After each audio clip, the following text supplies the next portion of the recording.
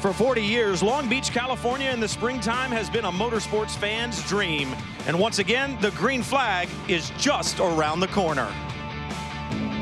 The inaugural season of the TUDOR United Sports Car Championship began with two of the most famous sports car races in the world. They also just happened to be two of the longest and most challenging.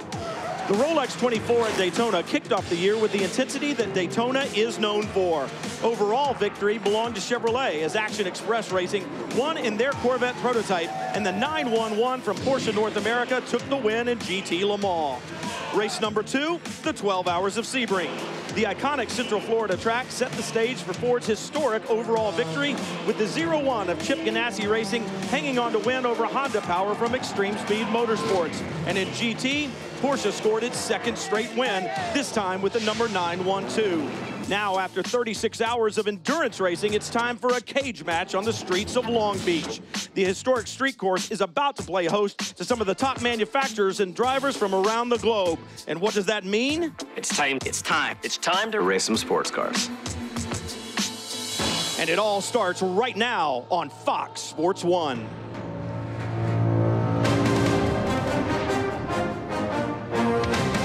The TUDOR United Sports Car Championship and Fox Sports 1 welcomes you to coverage of round 3 of the 2014 season. It's the Tequila Patrón Sports Car Showcase from Long Beach.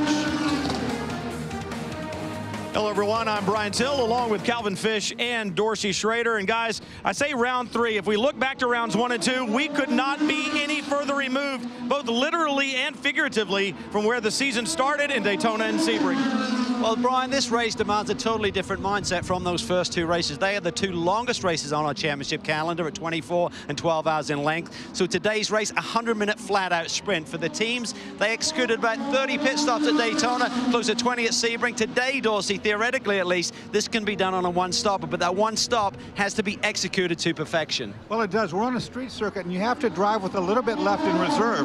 Times around here measured in 100th of a second, and so that being said, when you come in for your pit stop, if you lose seconds of valuable time, your chances of getting it back are very slim. Now, it'll be interesting to see how much experience comes into play here at Long Beach. And speaking of experience, our pole sitter has indeed won here before. He's with Chris Neville.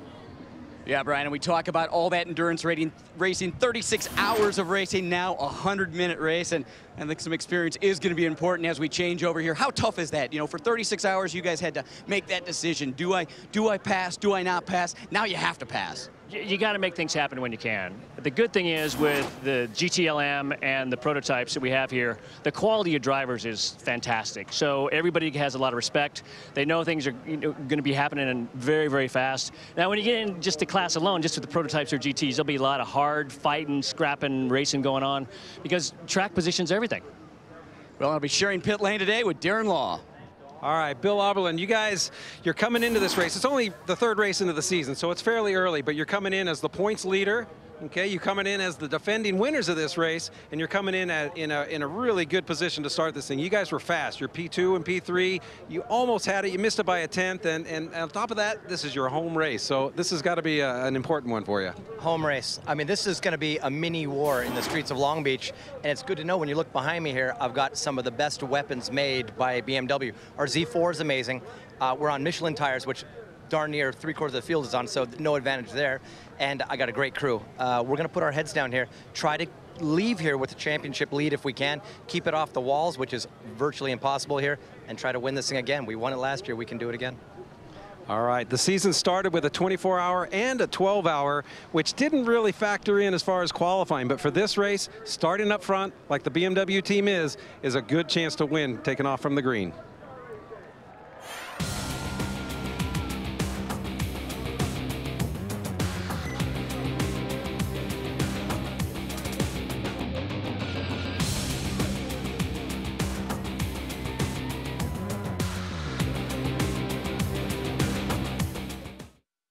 What's unique about Long Beach, for me, is the history. And Al Unser Jr. scores 3 in a row. Long Beach, California, site of one of the world's most iconic motorsports happenings.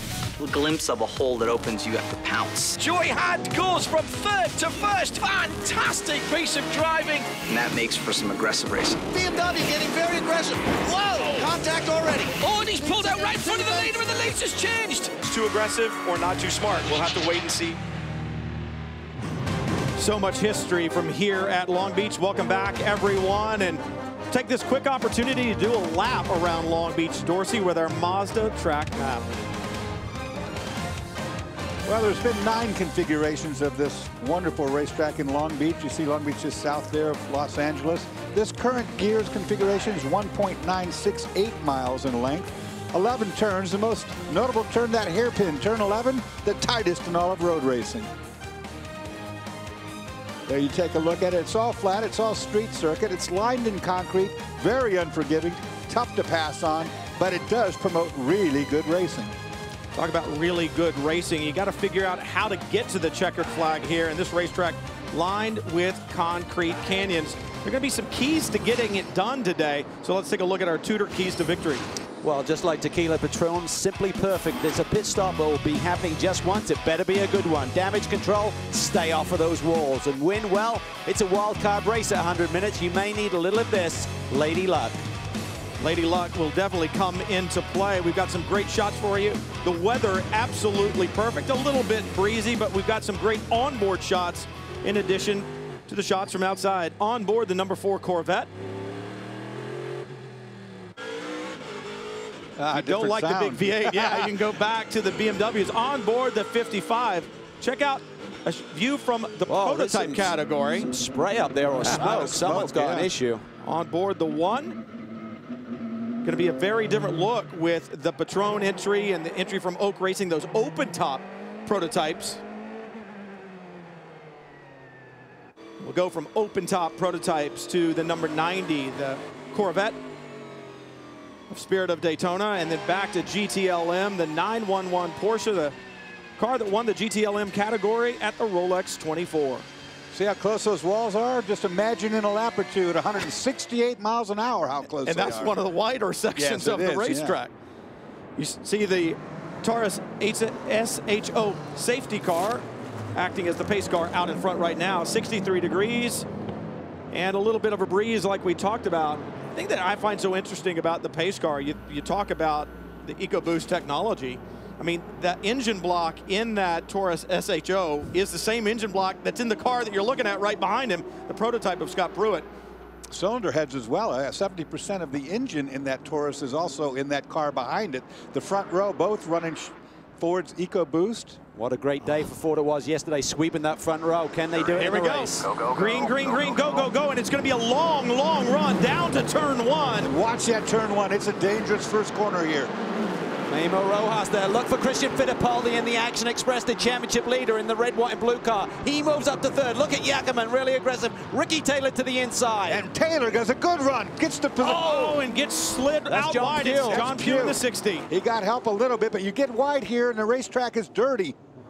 And you can't get the car to turn. Pugh was on the far outside for that corner. Just trying to get through there safely, and it all just bottlenecks up, and he got forced out wide. That was the outside pole sitting car, Oz Negri, put there just by 1,000th of a second behind Scott Pruitt. Pruitt now leading over Fittipaldi. Pugh just needs to get that car restarted and get it back into the serial. If he can stay on the lead lap, it will be okay. They'll still have a shot. Look at the 4 Corvette. Putting the pressure on there behind the wheel. Good start by the number 3 car of Garcia. He leads. BMW's run 2 and 3. That's Andy Prio behind the wheel of the 55 car. Edwards has got around him. For John Pugh, he's just got to do damage control. You talked about, Calvin. He's got to get that car back up and running before he gets lapped down. 1 lap just about to be in the book. 63 degrees. That means it's going to take a while for these Continental tires to come up to temperature and pressure. Pruitt leads out of the hairpin. He does, and what's really impressive there is the guy in 4th spot, Yackerman. He's running that P2 car. It's a much lighter weight car. That means the tires don't really generate the tire temp quite as quickly. And there you see Valiente taking advantage of that off the hairpin, getting a better launch. Really putting the pressure. Rojas in the 0-1. Pruitt. Here comes Yackerman back to the inside. Really deep. Little contact there. It's going to work. Michael had to give it up. If he forced it too far into the corner, the tires are right there.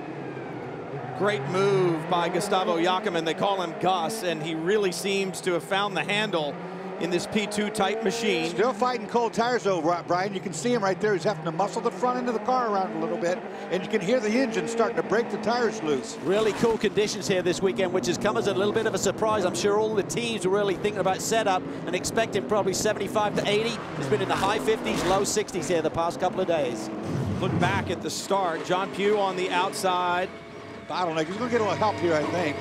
Yeah, he does. Yeah. Taylor forces Yackerman wide, and then he gets into Pugh. You can fit 2 through there. You cannot fit 3. Taylor on the inside in the 10. Valiente did well there to tuck in behind them, but look at that. Nowhere to go for John Pugh. Wasn't his fault. Just 3 into 2 doesn't work. There's where discretion, better part of valor. Somebody should have given up in that 3 right there.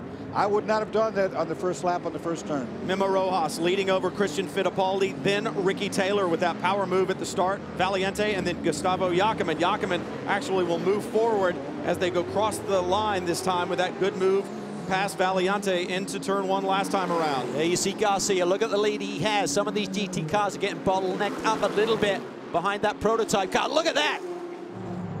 As Boris said in the Wheeling Corvette, trying to find a way through this GT traffic. They had a bad run in qualifying, didn't get what they needed out of the car. See debris out there on the racetrack. They've got the flag. That's what that flag's for. It says debris up ahead. It just gives you an idea of how strong the GTLM cars are through that hairpin. You've got to get the power down, and the launch, the acceleration, almost identical between the prototypes and the GTLM cars. Well, again, when you get, sorry, Cal, when you get to that hairpin, you're only talking about 28 miles an hour. There's no aero downforce for these P cars to generate. And sometimes the agile GT cars are actually better getting off those corners. Yeah, they have good mechanical grip too. The aero isn't really playing in effect at 28 miles an hour, of course. Looking at those 2 factory Porsches run by Core Autosport, what a chance they've had this year to really stamp their mark on the category, and they've done it with 2 wins. But 3 of their 4 drivers, other than Patrick Long, none of those drivers have seen Long Beach before yesterday. And you look just behind them, the red number 62, the Ferrari from Risi Competizione. They have had such a trying year. Matteo Malicelli not in the car this weekend, was penalized, sat out for 1 event for driving and unjustifiable risk at Sebring. Young Dane Cameron, the American, in the car with Fisichella this weekend. And Fisichella, believe it or not, these are his first laps in competition in this car in 2014. He never even got in the car in the first 2 rounds. That's what's so amazing to me. So many of these drivers with so many years under the belt never have been here to Long Beach before. Everybody wants to come, but of course, because of the different sanctioning bodies over the years, not everybody has got to run here. Great opportunity for young Dane Cameron being drafted in. He runs with Turner Motorsport, of course, in GTD, which doesn't run here this weekend. So they said, we need a shoe, and they stuck him in there. He's done a great job so far. Talk about pressure on a young man, getting dropped into a team like that, and pressure right now being applied to the back of the 55 BMW, the number 4 Corvette, really beginning to apply pressure. Ollie Gavin beginning to close down on Andy Prio. We've seen pressure on Dane Cameron before. You know how he handles that? Usually goes really fast. Problems for the number 70. Pressure and high water temp. Darren? Yeah, copy that, Tom. Just hang tight for a bit. As I get the cover off. Both of those things he said are bad. Hey guys, I'm looking at the 70 car here, and you can smell the antifreeze and the coolant from the motor. So I don't know if it's cooked anything. I don't know if they've blown a line, but motor's shut off, and they've got a big issue here internally.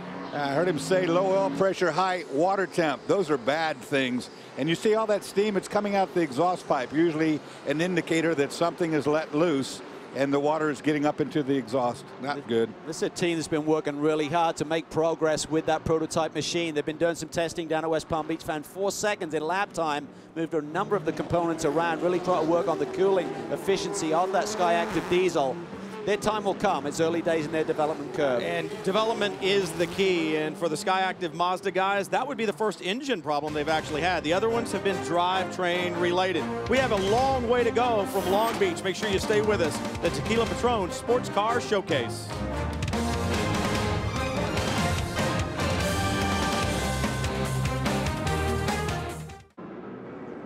One of the best street circuits in the world. There's a touch of these as they come down to the braking area. Here you've got to be perfect. It's the leader's gone wide, he's in the wall. Tactically and technically. We can recover from this, we can recover from this. It's very tight down here in pit lane. Gotta just go for it there. Absolutely no margin for error today. Down the inside, it's side by side. They've got to give each other racing room. It's great for the fans and it's fun for the drivers.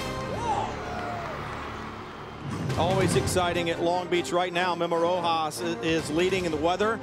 Seems to be always perfect when we come out to the West Coast. It is yet again today. This racetrack, though, already taking its toll. John Pugh with a problem at the drop of the green down in turn 1. It is a difficult racetrack, and there is no one better to take us around than someone who won here last year. Let's go with Scott Sharp and our Patrón track description.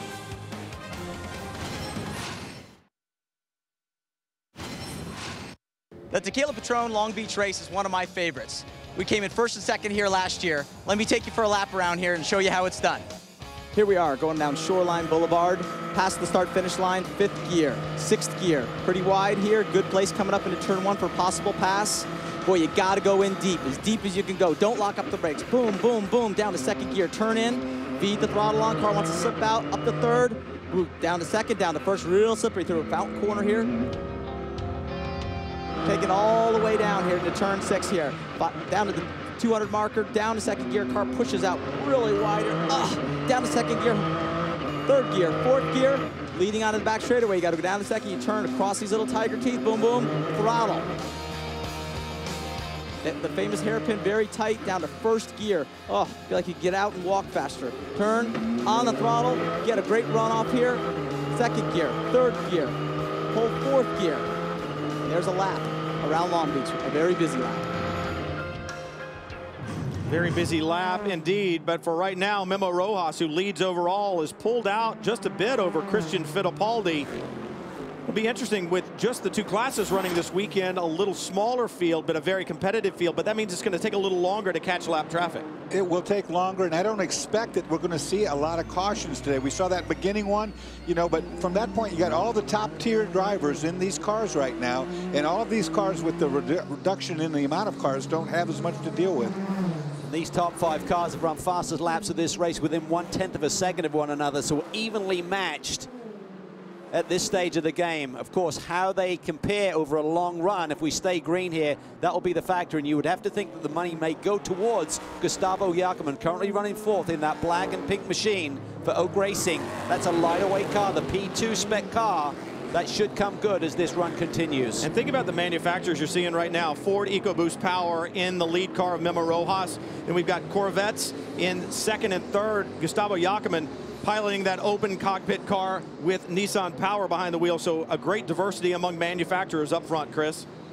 And Brian, Gustavo Jacobman really helping out the team this weekend. Oak Racing, their first time at Long Beach. This French team based in Techno Park in Le Mans, working out of Pompano Beach here stateside. They've never been to a street circuit in the U.S. They've never been to Long Beach, but Gustavo Jacobman raced here in Indy Lights 4 different times, and talking to the team before the race, they said he's really brought a wealth of information for them. They said that they would be lost here this weekend if it wasn't for this young kid. I said, he's also really aggressive. Any worries there? He said, you know what?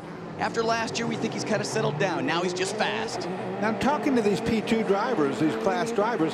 All of them say the same thing. They're not down so far in the year that they haven't been able to win. Calvin, they say we need to get to the lead. If we ever get in front, we think we got him. Well, DL could have, should have won Sebring, and he talked about it in our pre-race show about the nuances of the different tracks. This should favor the DPs a little bit. I think the next round at Mazda Raceway Laguna Seca, that should favor the P2s. I think that is the ultimate litmus test about how this balance of performance is working out.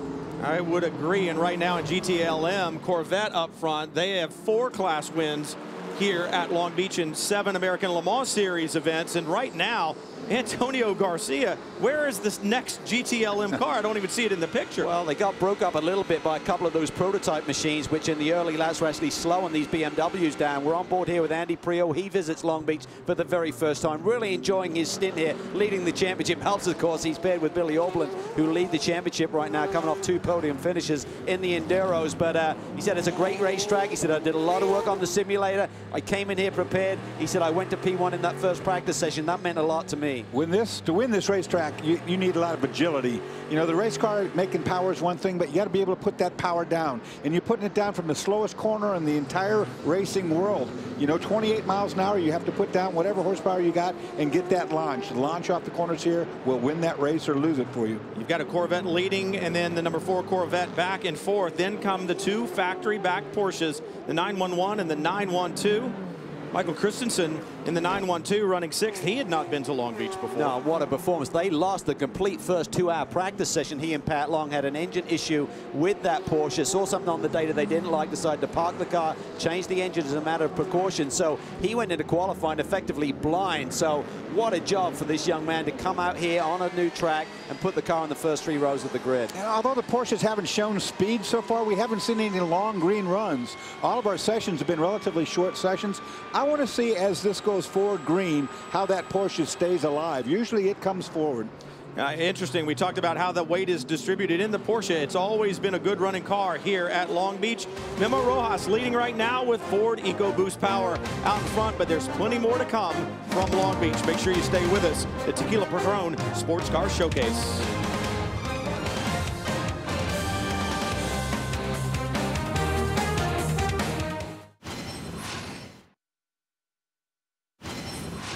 Factory race teams like Corvette Racing feed off of data. And to ensure these teams gather all of that valuable data, each Michelin technical partner has a DAG, short for Data Acquisition Geek, embedded with the team. And the DAG's job is to provide necessary information to the team engineers so they can make adjustments or recognize any potential problems. Teams have dozens of sensors on the cars. They measure everything from steering, throttle, and braking inputs to engine, brake, and tire temperatures. In some cases, thousands of times per second. The data is streamed back to the pits through real-time telemetry. With track time at a premium here at Long Beach, being able to capture and quickly analyze data is a big part of each team's plan. And their Michelin tire engineer is adding experience, historic track data, and a bit of Michelin insight into that data mix.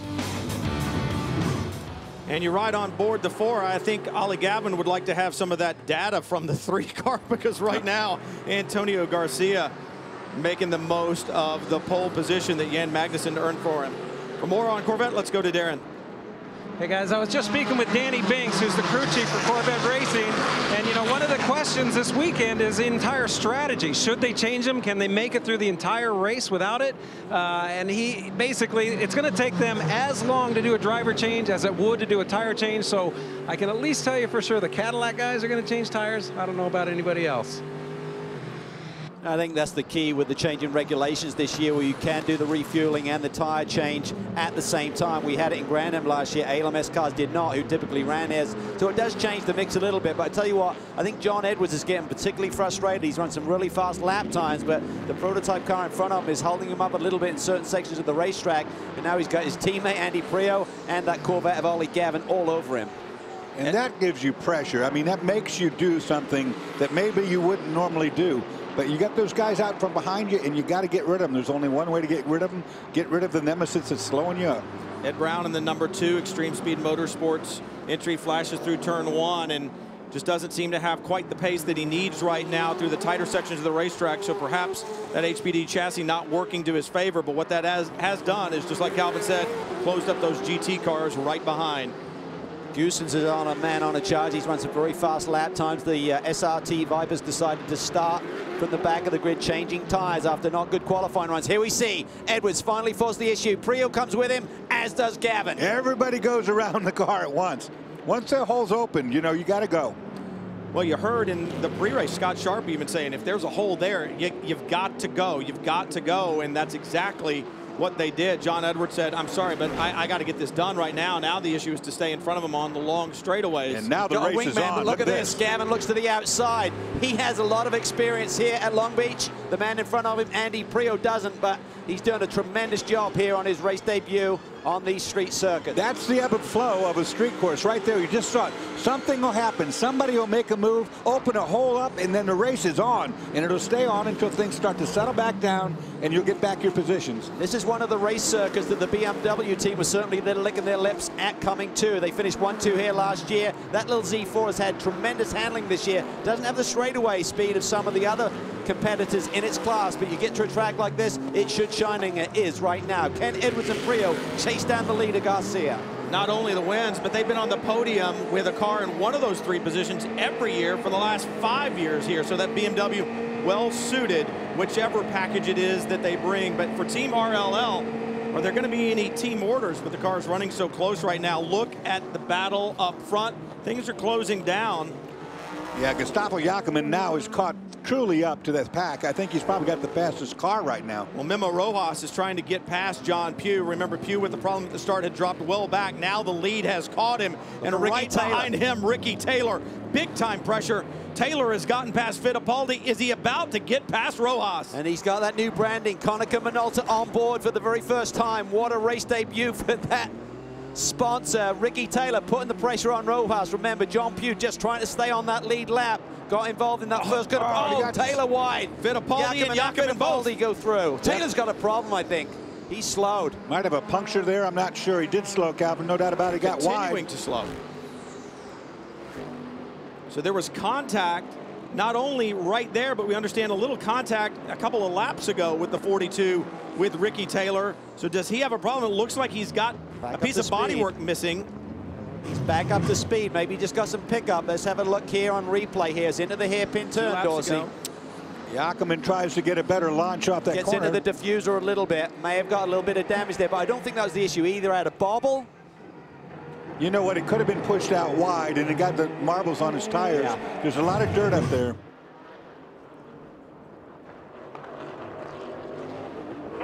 Gustavo hit me again in the rear.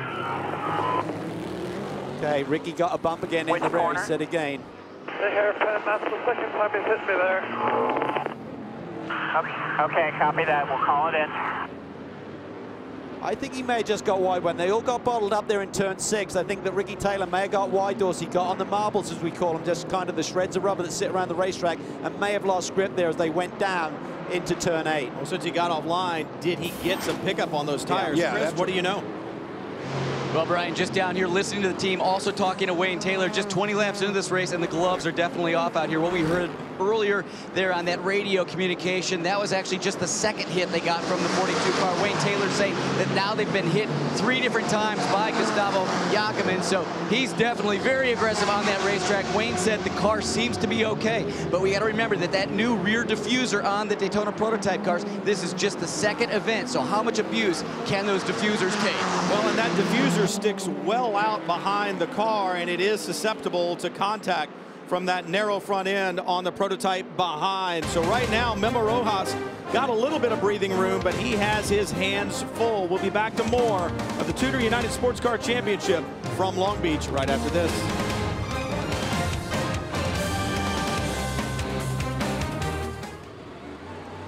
What had been a relatively clean race has now started to get a little ugly at Long Beach.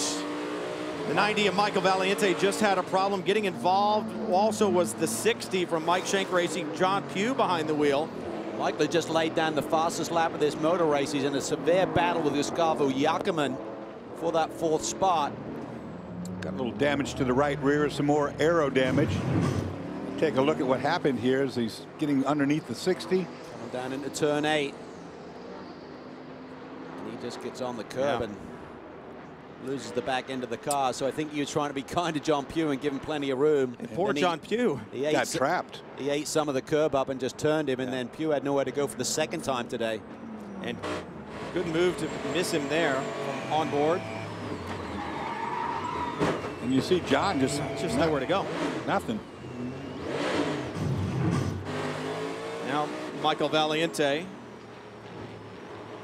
That's a shame. We're hearing the 60 cars going behind the wall that they're done for the day, or at least done for now. Probably is the day. Michael experience here from his former Atlantic days. You see the wheeling car in. The 70 right behind them has been officially retired, but they can't get to back to the paddock the way this Long Beach circuit is designed, so they will stay there for the duration of the event. The wheeling car nowhere near the wall. It's a long, long stop as well. Yeah, I don't know what exactly that was about. They weren't. I think Eric Curran has jumped in. Hasn't been the smoothest of weekends. They lost a lot of practice time here yesterday morning with a battery issue, and then the handling wasn't really where they needed it to be, and it's hard to play catch up here. The track time is so limited, Dorsey. Yeah, you're sharing with IndyCar weekend, you're sharing with a bunch of, there is no spare time, so when you lose a session, it's very, very, it takes a lot out of the team. Out in front in GTLM, the number 3 of Antonio Garcia, and you have to look way, way back to find 2nd, 3rd, and 4th in GTLM. Well, they just got split because of the prototype cars there, and Garcia got around them on the first lap and just set sail. But when you look at the lap times, there's not much to choose between them. Garcia's fastest lap 1:19.38, Edwards a 1:19.39, so doesn't get any tighter than that, 100th of a second, but they do have a gap right now, and have to see if there's any caution that will play into narrowing this margin that the Corvette team have over the 2 BMWs right now. Starting to develop a really dirty racetrack too offline. I mean, it's typical of a street circuit. With all this debris that comes off the race cars with concrete walls on both sides, there's nowhere for that debris to go. It bounces off the concrete wall right back into the racing line. So you typically see a lot of punctures. You get offline, you get that pickup, and it takes you a while to get it cleaned off. You talked about the day that the 31 was having. Teddy Marsh's team, Wheelan Engineering, well, it's just gotten worse. Speeding on pit lane, they'll have a stop and hold for 20 seconds. Yeah, and that's going to cost you about 60. It's about 40 seconds just rolling down pit lane at, hopefully, the correct pit lane speed this time. Yeah, really long pit lane here. And, of course, 60 kilometers is 36 miles per hour. You think you're stopped. See the SRT Vipers now on a charge. Mark Goosen's behind the wheel in the 91. You talked about it earlier, Calvin, electing to change tires, so they started from the back.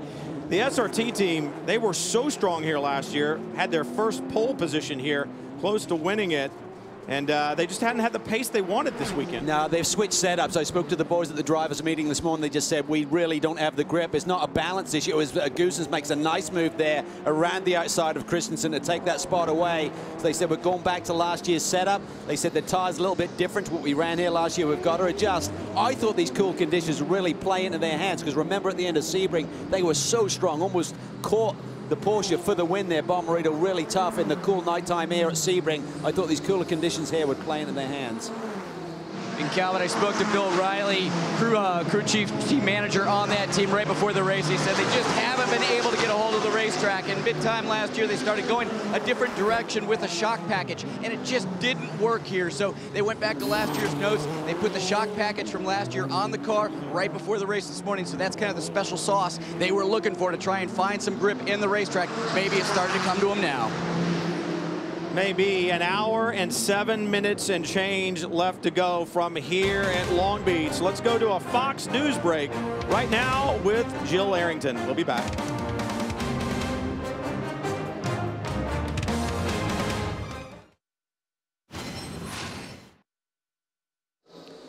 Well, the Tudor United Sports Car Championship drivers and management got invited to a pretty special deal over at Bruce Meyer's garage. It's called the Meyer Garage, and it was hosted by Tudor and Gary's of Beverly Hills.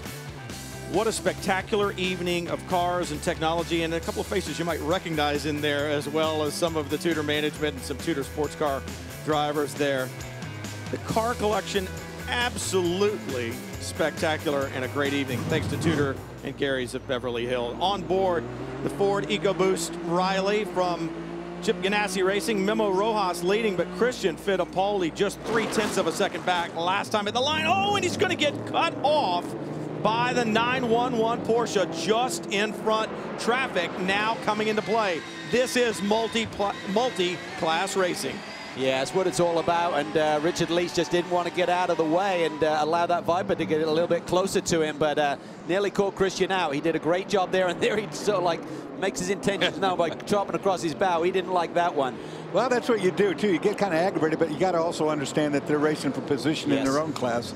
But that is the I'm not real happy about that deal kind of move. You're right, Calvin. His Gus giving GT traffic a little tap, too. He's quick through the middle of that hairpin. He rolls speed through there, but got to be careful. You can really damage the front end of the aero on that P2 machine. Well, not only that, you can create a little bit of a problem with somebody up in race control and spend some time cooling your heels on pit lane. But Jakob doing what you need to do on a street circuit, and that's be aggressive. He is aggressive, and he showed that last year. I mean, probably needed to tune it down a little bit last year. We see him get involved a bit too often mid-season, got put on probation, but he came back really strong, had some tremendous late-season races, put in some great performances, and he's learning the craft. He's a single-seater. He's come to sports car racing, and it's taken him a while to adjust, but he is now truly quick.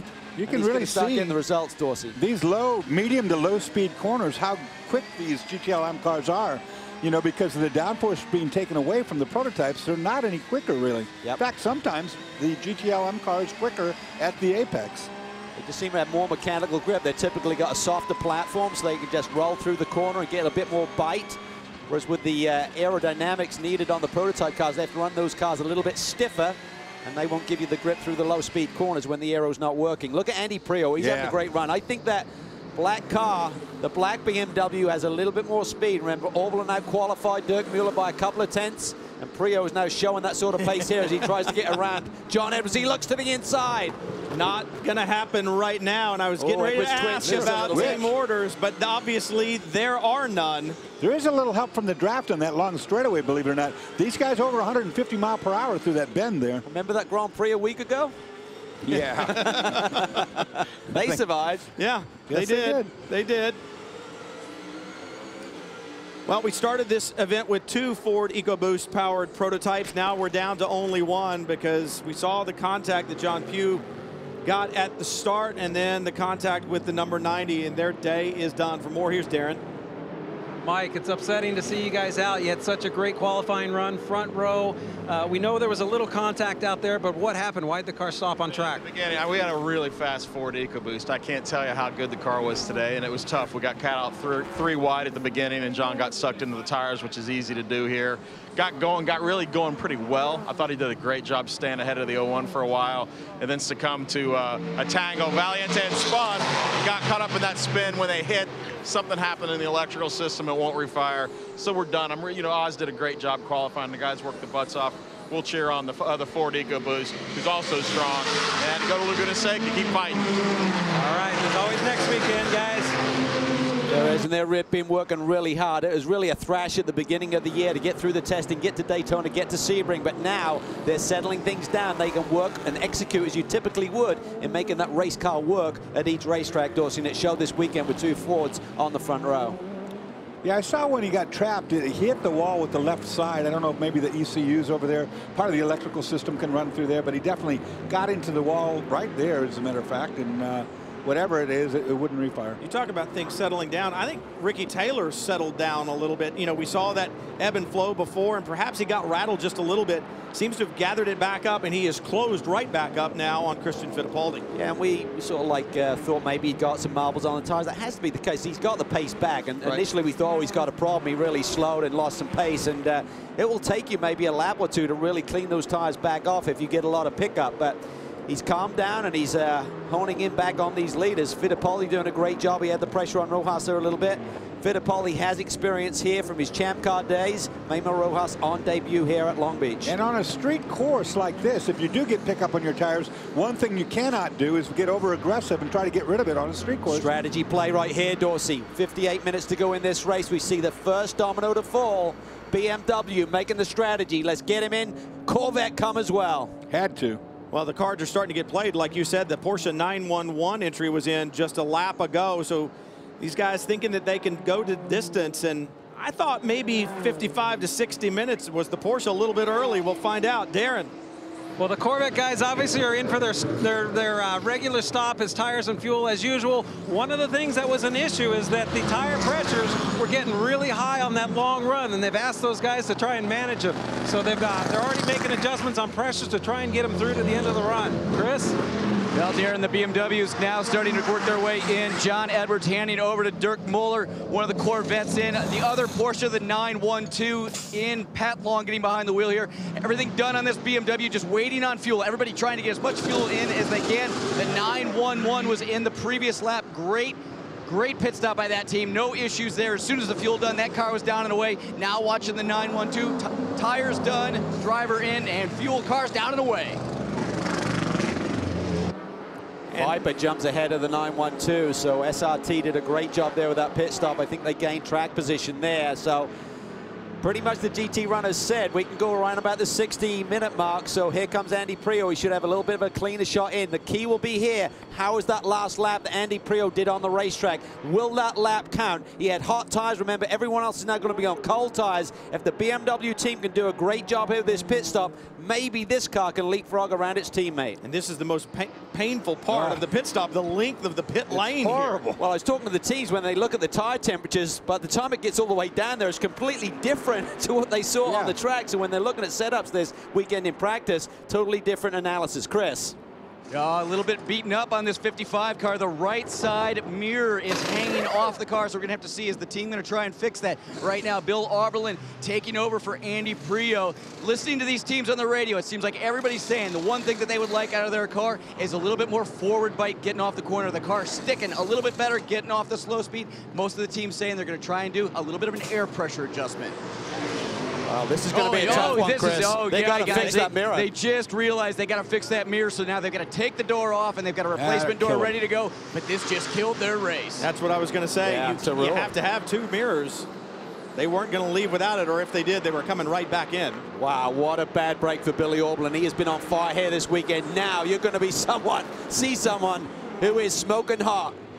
Well, see how fast they changed it. They didn't change the mirror. They changed the entire door very quickly. Now the 93 Viper is in. That's the faster way of doing it, actually. Absolutely. Is change the door. This is a team that had major power steering issues throughout practice and qualifying yesterday. Chris? Cal, and they've still got power steering issues. I talked to Bill Riley about that. He said he thought that there was like a hose failure because the hose on the power steering seemed to be just crimping on itself, and they got to it very late in the game. He said, we think it's just a part failure, but during this race right now, they're also having power steering issues with that car. The only other thing he said is because of the amount of steering input a driver has to use around here with these tight corners, that can also stress the system. Talking about the hairpin right there, where you actually turn the wheel so far to make that corner that we had to adjust our cars for this one racetrack to be able to make that tight a turn. That's tough on the power steering pump when you're turning that far. Hey guys, the 90 car is in, and they're doing a driver change from Valiente to Westbrook. Looking at the car, they actually have quite a bit of damage. The rear diffuser has been dinged up. They're missing a dive plane up front. It's pulled off of the front of the car, and the rear bodywork is damaged. And even though you guys are talking about the downforce not affecting it in the slow stuff, they definitely need it in the high stuff. They're actually spending quite a bit of time on the right rear trying to fix the bodywork. It's been rubbing on the tire, and looks like everything's down, and they're getting ready to head out. This is another strategy call here, because if you can get in and there's a yellow, pit lane will be closed, so they would be in the pound seat, so to speak, but not a good run here because they had a lot of pace there. Valiente was really, really quick, but got involved with Yakima a little bit, and then obviously the mistake there in turn 8 that John Pugh was involved with as well. When you saw Westbrook getting belted in and all the things that he has to do, but what I noticed, no air hose on his helmet. Some of the other drivers making sure that they've got that. I didn't see one hooked up. Well, a lot of the teams have actually been taking the cool boxes and stuff out because we talked about it's so cool here this weekend. Any weight saving they can get. A lot of these new cars are really a little bit overweight still. They're trying to do some weight savings there. Ryan Dial climbs aboard the #1. This team won in P2 category at the American Le Mans Series event here last year. And Dial knows this racetrack well. He's run it in Atlantic cars. He's run it in Indy cars. He's run it in sports cars. Yeah, he won there a couple of years ago in the PC class. He's won in Atlantics, and it's his birthday. It would be a great day for him. Darren. All right, Scott Sharp out, Ryan Dial in, but the thing they didn't do was change tires. So here's one of those teams that kept on the same set of tires for the whole run. Well, Calvin, you talked about it earlier. As lightweight as these cars are, it's hard to get the tires up to temperature. So some of these P2 cars, they just said, we're going to stay on those hot tires. We can get good outlaps. Yeah, and it's not a strategy to save time on pit lane because the fueling and the driver change is going to take as long. It's the fact that right now, DL will have tire temp. He can get up to speed quicker than if he had brand new rubber. It takes 2 or 3 laps to get the lap speed you need out of those tires once they change them, but that's not the case. Here, they can run right at the top speed right away. Well, a lot of the prototypes have come to pit road. We have not seen our leader yet or Christian Fittipaldi. Ganassi boys told me they've got 50 minutes they can do, so they want to probably try and get another 3 minutes on the board here before they bring Memo Rojas to pit lane and turn it over to Scott Pruitt. Chevrolet, I was hearing a slightly better number on them, maybe 55 minutes, and I think that's why the 90 car pitted. But my question would be, you talked about full course cautions here. Now that the dominoes have fallen, you've got to get in and get that pit stop done. But if it goes green, Brian, you can't come too early. That's true. I mean, if you can only go 50 minutes, you got to wait to get in the window. So far, it's been a caution-free race in terms of full caution. We kind of figured it was going to be, though, because of the reduction in just the 2 classes running and the top-tier drivers being here only this weekend. They know more than, you know, to get in trouble on this racetrack. You may see the 5 car, the Action Express car, be able to come in maybe a lap earlier in the 01, and then if you had a good break with the yellow, that could go their way, but lots of what-ifs. Memo Rojas, as good a lead as he's had all race long, 1.9 seconds at the line the last time by. And I think some of that has come in traffic. Yeah, he's done a tremendous job, hasn't put a foot wrong so far today, and just needs to keep it going for another couple of laps before he turns it over to Scott Pruitt, who does have experience here. He's the only Daytona prototype winner in the field. He won with Luis Diaz back here in 2006, so Pruitt's the only past DP winner here at Long Beach this weekend. Also has a Trans Am race win here as well. As we see, the 62 has had a problem in the runoff area and continues on. Pruitt won a Trans Am race early in his career here too. So that's a different configuration course, however. Dane Cameron now behind the wheel of the 62. A quick spin. He's back underway. Understand the 10 will pit this lap. And the 42. Ricky Taylor behind the wheel and the 42. Gustavo Jacquemin will bring that machine in. Now, Olivier Pla has no experience on this racetrack other than the short test session, so he's going to be thrown into the deep end. Yeah, but he was really impressive here. And there you see, Taylor's in. So Rojas does another lap. What did the 5-car do? And I'm not sure if the 5-car ducked in. I think they must have done. I don't see him yet. Or no, he's still there on the track. Fittipaldi stays out. And this is where the team is saying to Memo Rojas, you've got to lay down a lap right now. Get that good lap in. We talked about Lady Luck. This is where the 01 car and the 5-car do not need a caution. That would really burn them badly right now with the other guys already hitting pit lane. Look how slow that is. 36 miles per hour. Viewed from above, it's like a tortoise. It does look so incredibly slow. We've heard all kinds of deltas, like you said, 30 to 40 seconds just to roll through pit lane. The 10 is in. Yeah, Ricky Taylor bringing the 10 car to a stop, handing over to his brother Jordan Taylor. This is the first time these guys are going to race together, just the two of them, and lots of damage at that right rear. The rear valance on the right side, also the diffuser damaged on this car. So listening to Ricky Taylor on the radio, he said the car is not as good as he thought it would be, and probably because of that damage. So fuel, tires, getting done with the 10 car here, a little bit slow on the right side. Fuel done, a little slow on that tire change on the 10 car. 42 car also in pit lane. Ooh, very slow here, guys. They're done with their fuel. I don't know if they changed tires or not, but it looks like they've got a problem refiring the car. Yeah, guys, they're having a problem refiring the car.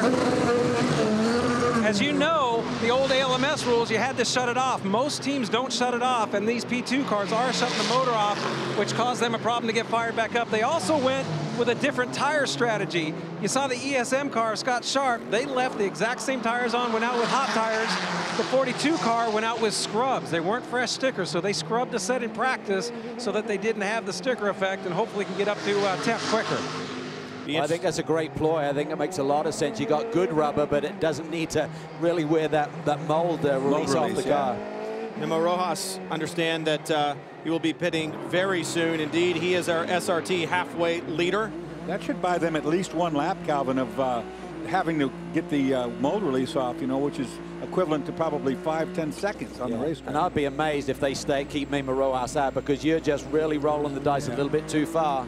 I mean, you've basically gone 52 minutes. You know you're in a window that you've proven that you can go 52 plus the pace laps. He'll come this They lap. have to be able to go green. Pruitt uses a little bit more fuel than Rojas, but he's got to come. There he is. Now, look at this. You said it, Dorsey. It's just over 36 miles an hour. All the way down here, buddy. You're going to have a straight shot. I remember this. Past all the IndyCar pits, around the bend, and the 5 right behind him. Right behind him. It's going to be a battle of the pit crews right now. Not only is it how fast can they service the car, but how much fuel is each car going to need to take? Well, pretty much they're going to top him up. I mean, it's a 50-minute run. I don't think you're going to cut it that close by trying to release him about a second before you get a full fuel load. It's really hard to analyze and make sure you get that correct number. So I think you got to play safe, wait for the bubbles in the vent hose, and then send him. And Memo Rojas handing over to Scott Pruitt. Also the 5 car in. Christian Fittipaldi handing over to Joao Barbosa. It's going to be interesting to watch this pit stop here. Second lap of the race, Michael Gara telling Memo Rojas, start saving fuel. Oh, one of the front tire changer got caught up on the dive plane on the 01 car. So slow coming across the bow of that car trying to change the tires. This team going with 4 scrubbed Continental tires. The 10 team went with 4 sticker tires. So now just waiting for fuel. Scott Pruitt down the way, watching the end. It looks like the 5 car. The 5 car is going to beat the 01 out. Impressive stuff. How much fuel is on board that Corvette prototype? And what can Scott Pruitt do with his Ford EcoBoost? That is one advantage that you have. When you're further down pit lane, you can eyeball the competitor. You see him coming, you release him. I mean, it's a crafty, it's a canny game to play. Hopefully they did get enough fuel on board. Little lockup for Jordan Taylor as he slides into turn 1. The order being mixed up because of pit stops. And there is plenty more to come from Long Beach and the Tudor United Sports Car Championship. Don't miss any of it.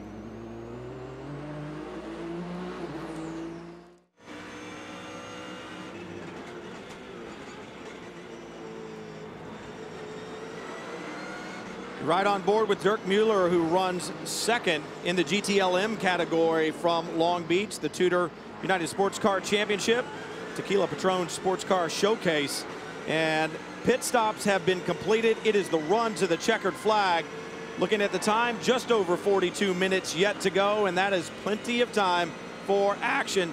We saw pit stops by the 01, the 10, the 5. The order is changing. The 60, which we had told would not refire, has now started. They've brought it back around, and this team will finish this event. There is no quit in Mike Shank Racing. An important fact, Brian, is the rule where a driver to get points today has to do 10 minutes drive time. So they're going to do everything they can in their power to get Oz out there for at least 10 minutes. But the car has to be operating fully.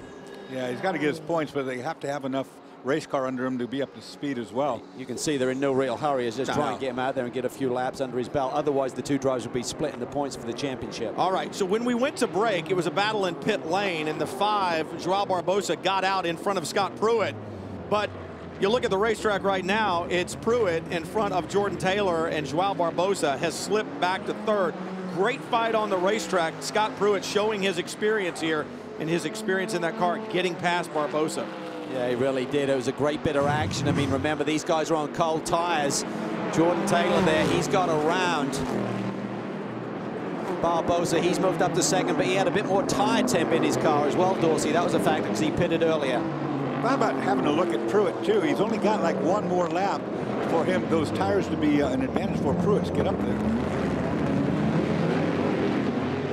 So Taylor had more heat in the tires. He had been out there for a little bit longer, and that allowed him to get the run up. But it was Scott Pruitt who really used his experience, and I think Barbosa struggled to get his tires up to temperature. A little lockup in a couple of corners and was quickly reeled in by Pruitt, who has jumped to the lead. That team, that Ganassi team, I know it seems like a cliche to say they're so strong because they always are, but man, they have been on it from the time they unload. And you wonder if their experience at this racetrack with the IndyCar program that they have doesn't help them a little bit in the sports car. Yeah, I spoke to John Hennick, their engineer, about that, and he said, yes, we can certainly look over their shock packages and stuff that they do here. He said it doesn't totally correlate, but here's the pass. This is Barbosa in the lead right now. He's trying to get that Action Express car. You can see him there. Just can't get the power down, Dorsey. Pruitt feels it. He gets the momentum down at the inside, and watch Taylor come with him. Yeah, you saw him get on the throttle, and both times the back end of the car couldn't take the acceleration. It twitched out. That was a sit and duck right there, and it's because that strategy that Ganassi played with those sticker tires are not using sticker tires, going with those scrubs. You know, that just gives you a little bit more grip and warmer. Young Jordan Taylor behind the wheel of the number 10 right now, trying to take the fight to Scott Pruitt, but when Ricky Taylor was getting out of the car earlier, he said it wasn't as good a car as he wanted. Chris, does he still feel that way? Well, Jordan Taylor obviously in a good spot, but does he have the car to take the fight to Scott Pruitt? And Ricky, you were behind the wheel of the 10 car when you got quite a few hits from that 42. Gustavo Jacquemin did quite a bit of damage to the rear diffuser on the 10. How's the car? You know, bless him. He's trying really hard, as we all are. He's just trying for any advantage he can get. You know, it's tough to pass here, so he's just trying really hard.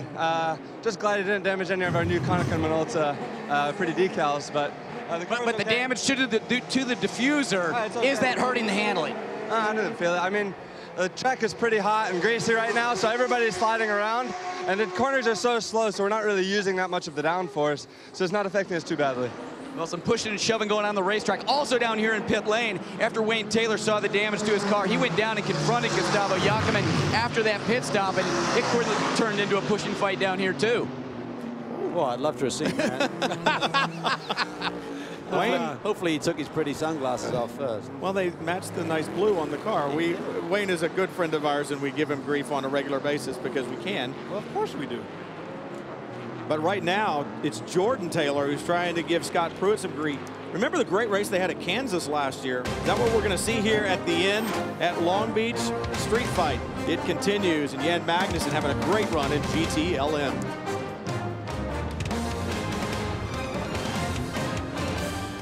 Scott Pruitt continues to lead overall at Long Beach, and the Corvette of Jan Magnussen leads in GT Le Mans. And if you want to drive a Corvette, well, you can, because you can enter for a chance to win the industry's most awarded car of the year, the 2014 Corvette Stingray Convertible. Visit racetowincorvette.com right now. No purchase necessary. See official rules for details. Dorsey, you'd look good in a Corvette. I would need the elevated seat where it comes up and pushes you out, because I'm not too sure at my age I could get out. But if the butt part would lift you up, it'd be all right. I would look good in it. Tommy Milner now up to third, so Corvettes have the podium right now in GTLM. Ollie Gavin climbed out of the number 4 just a little bit earlier. Let's hear from him.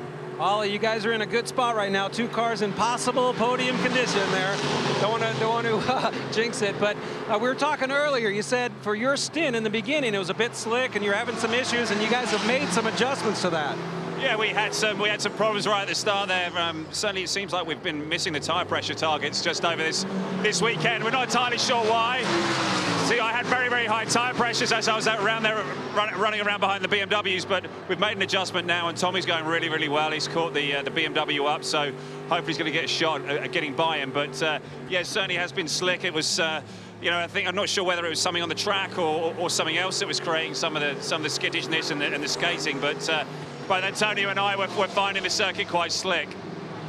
Where do the BMWs have you guys, or are you guys pretty equal everywhere? Is there any spot where you have any kind of advantage on them?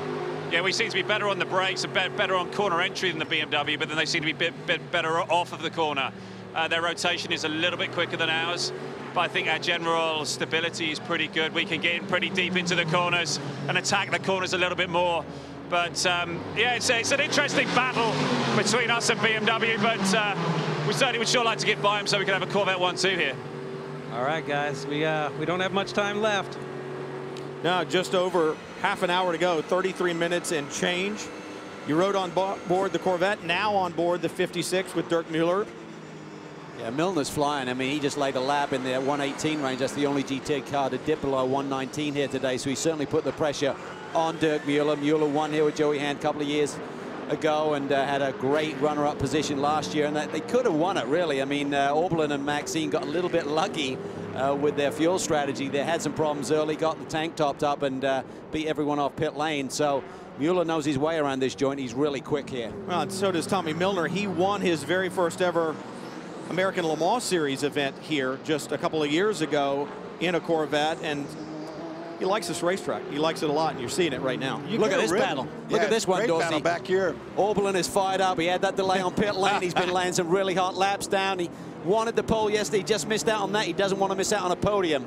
Yeah, he's got the hammer down now. He's going to make some magic happen in the streets of Long Beach. He's up to 7th, and right in front of him is 6th, and just in front of them is 5th. It's Dominic Farnbacher in the 91, the SRT Viper, and then in the 912, Patrick Long has taken over from Michael Christensen. Interesting, Gavin said that the BMW rotated earlier in the corner. One thing that does for you, if it rotates early, it gets you straighter quicker, which means you can get to the throttle faster than the opponent.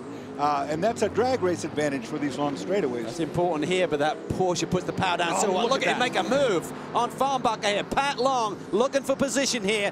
The 5th spot in GTLM. A great example of 3 different GTLM manufacturers and how the cars run, how even they are. Watch the brake zone down here. They're going to take it deep. Yeah, look. Oh, he took it right in there. I thought Dominic Farnbacher wouldn't give him that one, but Pat Long really impressive on the brakes as well.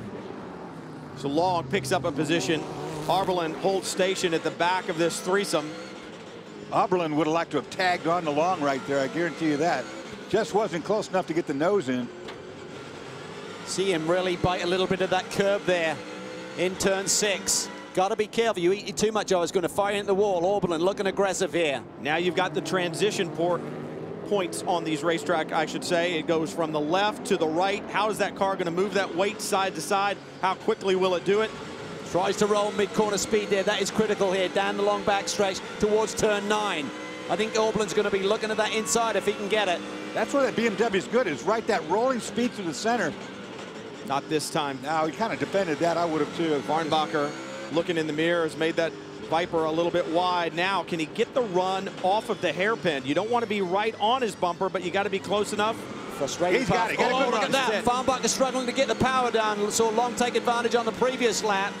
Now and here comes Oberlin to the inside. If he can get it stuffed in there, and he's got it. But the next corner is a left-hander. Can he clear him in the braking zone? Will Farnbacher fight back down here?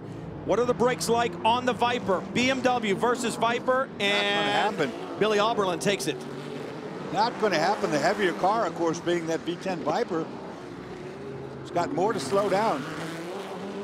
That was set up perfectly, Calvin. That was all set up back there on the entrance. He got onto the power earlier like we were talking about and was able to get the nose inside. People talk about straightaway speed, but you got to get off that hairpin turn. Traction, power down. That then gives you that terminal velocity. Let's check in with SRT and Chris. Well, Mark Goossens had the first stint. Dominic Farnbacher now behind the wheel. But Mark, you said that you felt that the car was improved over yesterday, but right now he's really getting a good battle going on there with the Porsche, and the Porsche getting around Dominic. Yeah, but I guess it's normal. The other cars seem to be able to pull back up to him once he got stuck behind that prototype there. But you know what? The car is much better than what it was in qualifying. So the whole SRT Motorsports group did a great job in giving us a better car. It's just track position on a street circuit, and you know we lost that in qualifying. So you know, let's hope he can hold off the BMW and the Porsche, and who knows, something happens up front. Well, we'll see. Hopefully this car comes back to life. Mark did say it was pretty good at the end of the run. 28 minutes to go from Long Beach, and we have not had a full course caution. I hope I didn't just jinx us. The weather is perfect, the racing is great, and Scott Pruitt continues to lead overall. Corvette of Jan Magnussen up front in GT Le Mans.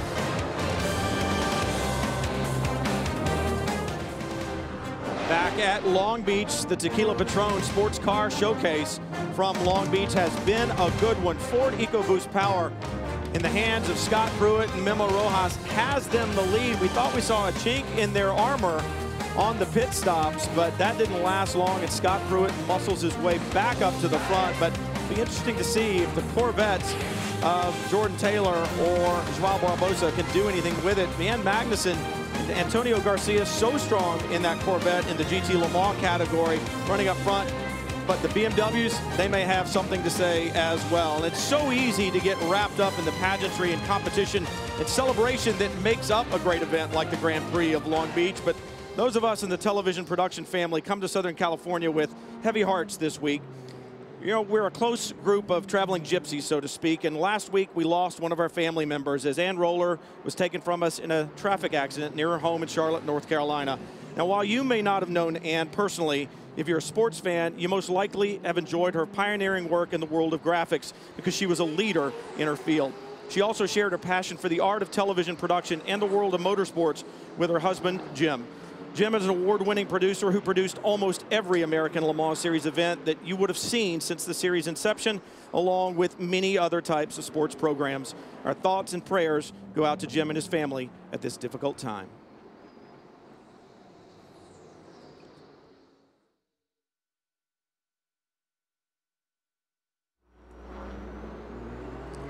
Back at Long Beach, traffic gives and it takes away. We just saw it take away from Jordan Taylor, who had closed up to the back of Scott Pruitt.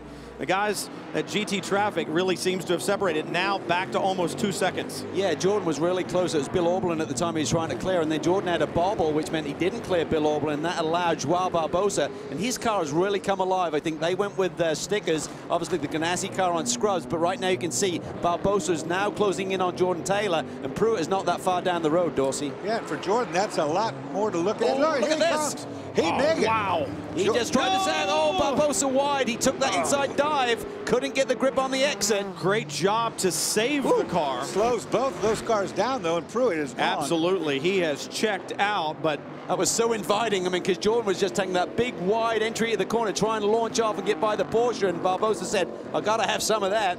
And you see how dirty it is on the outside of the racetrack. When guys make that move, and they have to do it to get around the car, they get into the clag, and it gets stuck to the back of the tire, and you lose total grip. But remember the move we saw in that same corner by the 90 earlier, who couldn't keep it out of the tire wall, couldn't keep it turned, and this time Barbosa, maybe a little lady luck like you talked about early on. Very dirty racetrack on the outsides, guys, right now. There's no other way. We've been running all day. Ryan Dial being shown in fourth, beginning to run great lap times. Does he have time to close up? I think he may need a caution to help. Darren? Scott, you guys obviously had a kind of a rough start to the weekend getting going with qualifying and everything, but the car's running good. You're in fourth. I don't know that you're making a lot of time on the top three, but it seems like it's going well. We're trying, you know, the Patrón ESM team did everything we could. This is just, we all love Long Beach, but this hasn't been a really good track given the comparison between the two cars right now. We're about 7 mile an hour down on the straightaways, so and I think the forte of the HPD car certainly is braking and higher speed corners, and there isn't a lot of high speed corners here, so it's hard for us to make it up. But Ryan's driving the wheels off it, and we did, I think, some good strategy and pit moves. Hit it early to try and didn't take tires, and I think that leapfrogged us 1 or 2 spots. So make the best of it, get as many points as we can, and off to the next one. All right, got to get the points and on to the next one, like you said, and maybe a yellow will help bring the gap closer. Nice, absolutely. Thank you. So they've got their fingers crossed for a little bit of problem for someone else, but you know, you heard him say make the best of it. Calvin, you just pointed it out. Somebody making the best of it right now. Oswaldo Negre, that car well down in the order. Well, I don't know if this is good news or just more frustration, because he's got the 60 car back on track. He just laid down a 116 flat. Pruitt's best is a 116.6, so it's a question of what might have been for Mike Shank Racing here today. Well, and then the other side of that coin is you don't want to show how much speed you might have this in the race. He's way down. He's not going to ever win this race. And by going really, really fast right now, remember, this balance of performance is ongoing as we move forward. Understand the 93, the SRT Viper is out. You ride on board with Olivier Pla in the 42. On board the 93.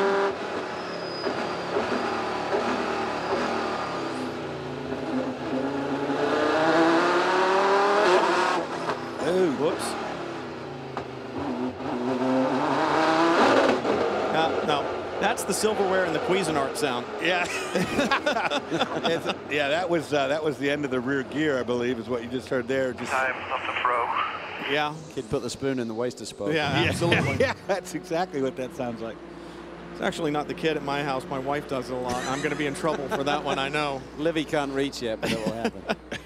Scott Pruitt, he got that help in traffic, but Jordan Taylor closed it now down to 1.5 seconds. Now Pruitt's going to have to deal with traffic on his own. So like we said, it gives and it takes away on a racetrack here at Long Beach. And our leader in the GTLM category, Jan Magnussen, he too just set his fastest lap just a couple of laps ago. So Corvette on the march here at Long Beach. Magnussen looking for another victory. We'll find out if he can hold on. Just over 16 minutes to go from the streets of Long Beach.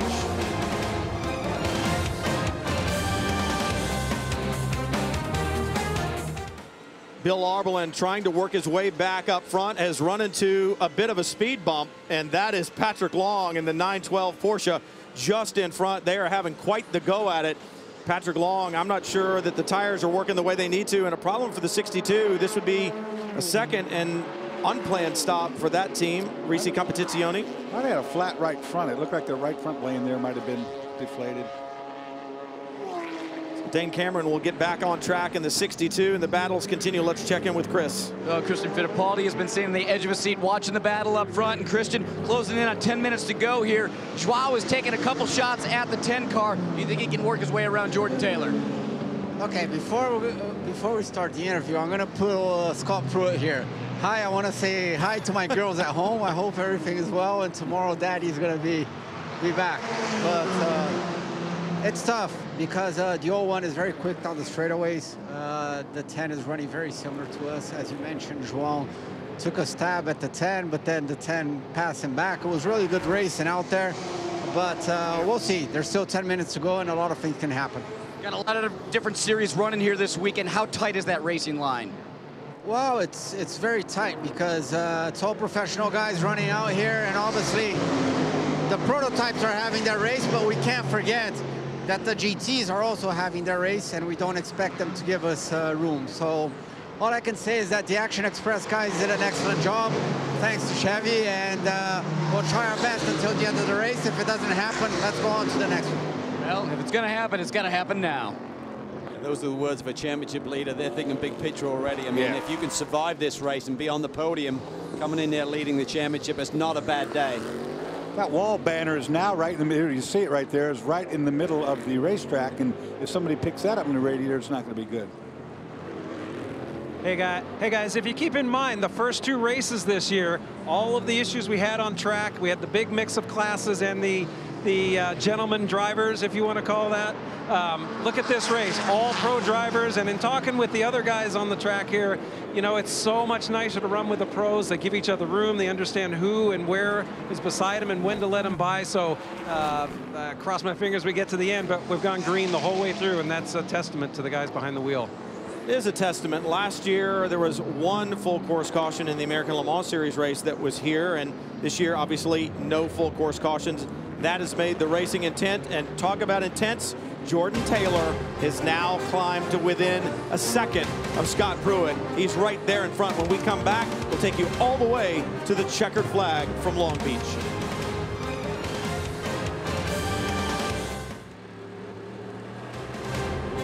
Back at Long Beach, this is the battle for second place. Tommy Milner on board the number 4 Corvette, chasing down Dirk Mueller in the BMW just in front. And Mueller is going to be one tough customer to get by. Catching him is one thing. Getting past him is something entirely different. Yeah, this is a great little battle here, Dorsey. I mean, Corvette would like nothing better to get the first victory, but a 1-2 would be the icing on the cake. And of course, that only helps the championship standings. They're in a bit of catch-up mode, having had not the best of the first 2 races this year. You know, looking at 6 minutes, 43 seconds left in this race. I mean, these guys, everybody right now running at full chat. Our leader overall, too, same thing, Scott Pruitt. Jordan Taylor. Really took some out in the brake zone there. Ollie Gavin said we're really good in the brake zones. You could see that demonstrated by Tommy Milner there. But watch the BMW pull away. I mean, getting off the corner is more important than getting into it at this racetrack.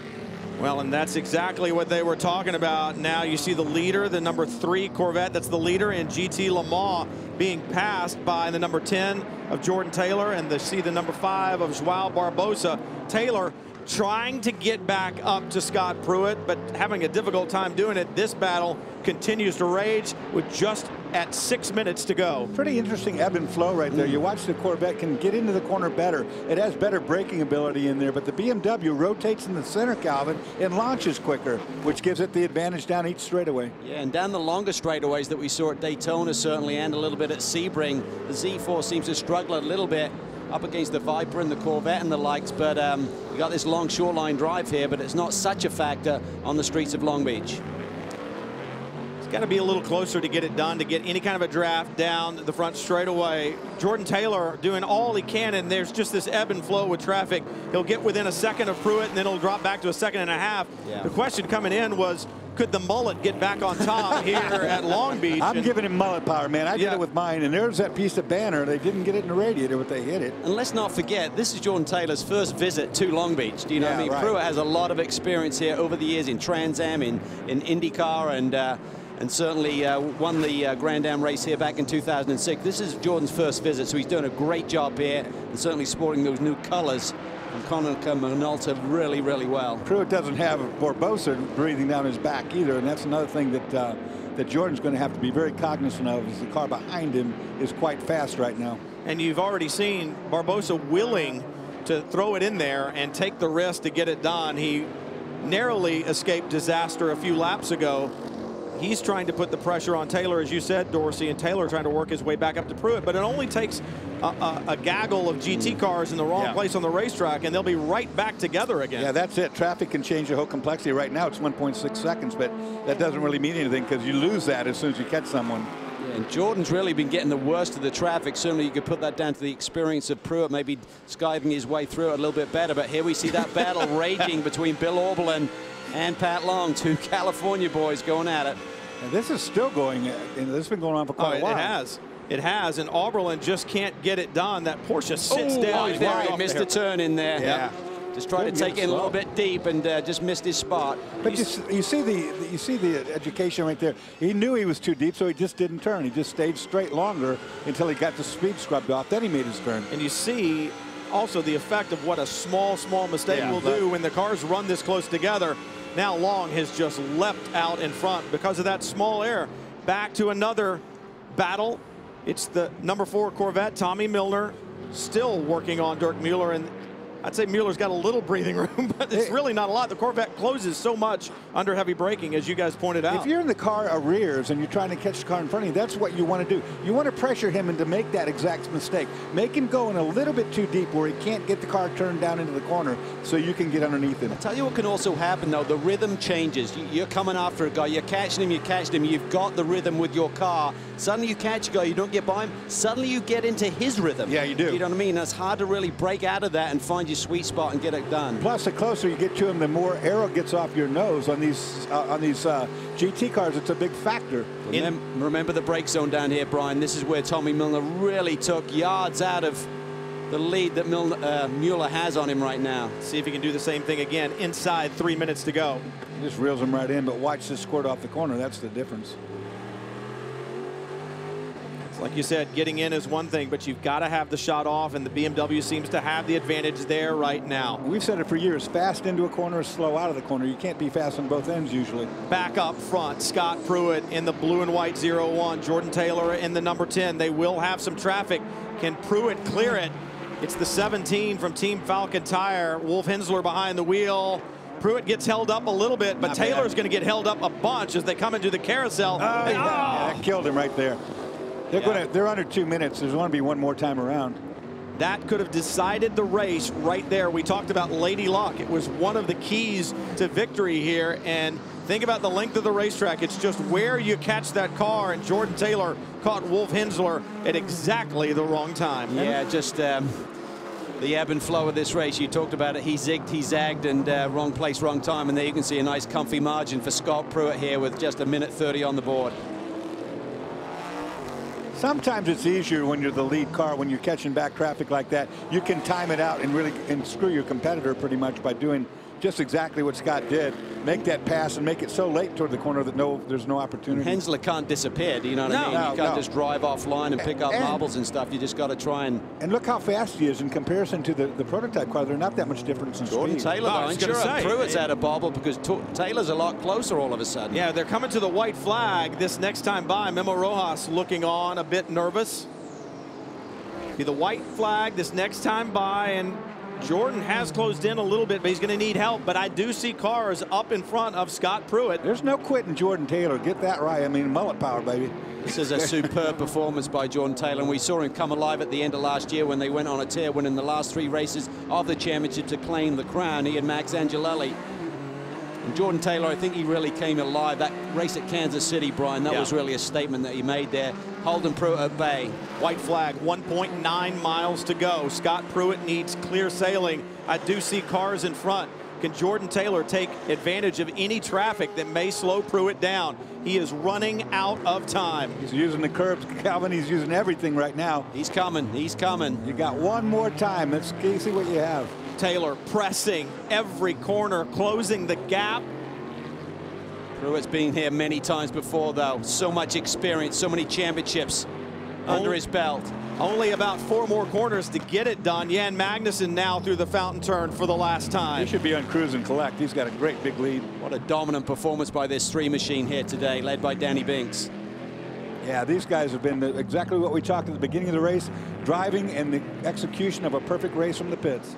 Well, it was the older Magnussen proud of the young Magnussen. I think the roles are reversed here today. Look at here. I don't know that I don't think they're going to catch this traffic in time for it to work for Jordan Taylor. It goes back to Lady Luck, but there is a group of cars right in front. They've already cleared the hairpin, so it's not going to work. But Taylor not giving up onto the front straightaway, out of the hairpin.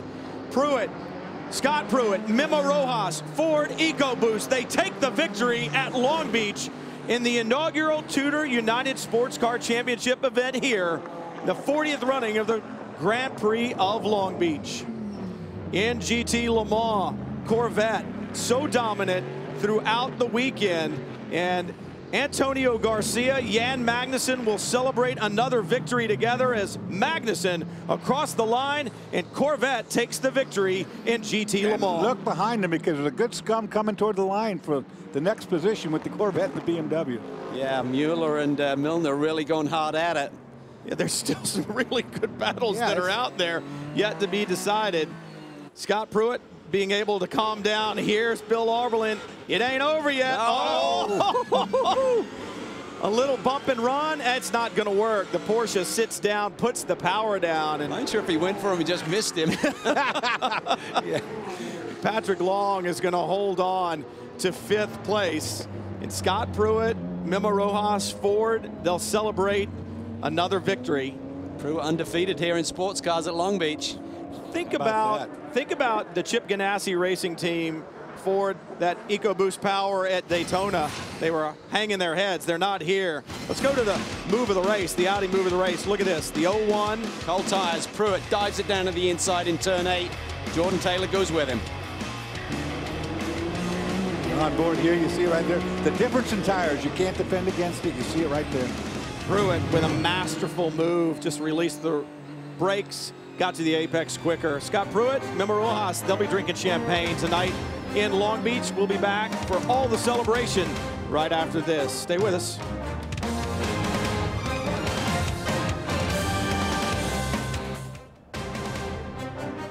Back at Long Beach for the Tequila Patrón Sports Car Showcase at Long Beach. Round 3 of the 2014 season. We'll stay on the West Coast for round 4. Mazda Raceway, Laguna Seca, May 4th. And that's going to be an interesting one because we're going to have a prototype challenge and GT Daytona race and then a separate prototype and GT Le Mans event. Good stuff coming your way from Mazda Raceway, Laguna Seca. Let's head down to pit lane and our winners with Chris. And Scott Pruitt did it in 2006 with Luis Diaz. Today he does it with his teammate Memo Rojas. Scott, you made it look easy.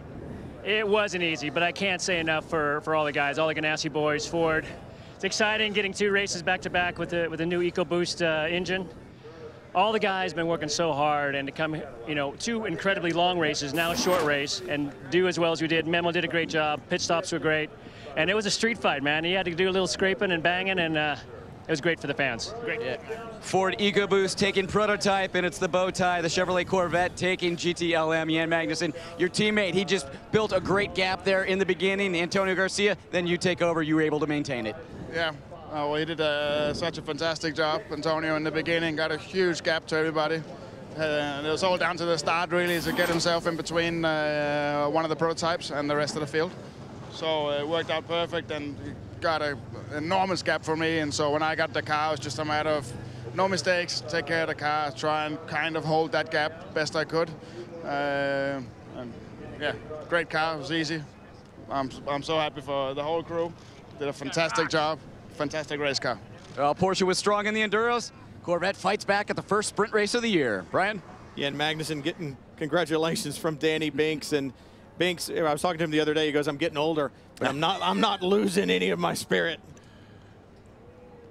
He's a competitor, so much passion. I mean, you think about this event, and running those 2 separate classes really opened the race up, and I think that's why we didn't see that full course caution that a lot of people thought we would have, and great battles. Yeah, I mean, the move of the race, as we saw, the Audi move of the race, I mean, Pruitt just, his tires came in a bit quicker. Barbosa was struggling, but I tell you, hats off to Jordan Taylor and that team. I mean, they put in a great performance there, and I think if traffic could have played a little bit more in their favor, I think it could have been a different story. We said at the beginning, to win this race, you'd have to run a perfect race, and we saw 2 of them run today. Both of the lead cars are both winning cars today. The teams did a good job on the pit lane. Drivers did a good job on the racetrack. And it'll be interesting when we go to Mazda Raceway, Laguna Seca, because as the guys have talked about, those P2 cars, they were strong here, but they should be even stronger a bit there. Thanks for joining us today for the race here from Long Beach. But make sure you stay with us because we've got post-race action coming up. It's the SRT post-race show, and it is up next. We'll highlight everything, talk about the race, bring you the details, some of the inside scoop. So stay with us for the SRT post-race show. It's up next.